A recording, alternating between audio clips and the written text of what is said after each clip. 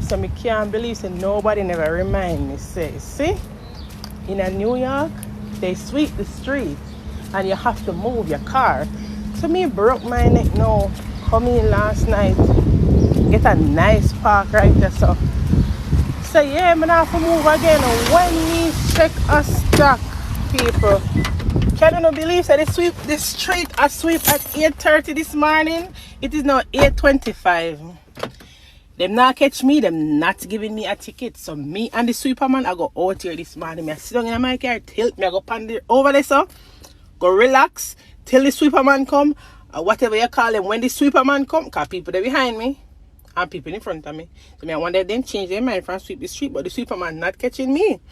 So me I go sit down out here till the sweeperman come. When the sweeperman come, I pull off of the curb so the sweeperman can sweep, and then I pull back over here, so because me not walking from around there, so come around. So if you live in New York, I want to drive, you know we understand what me I talk about. So I go warm up my car and I'm going to sit right here and I'm going to go through TikTok until the sweeperman come.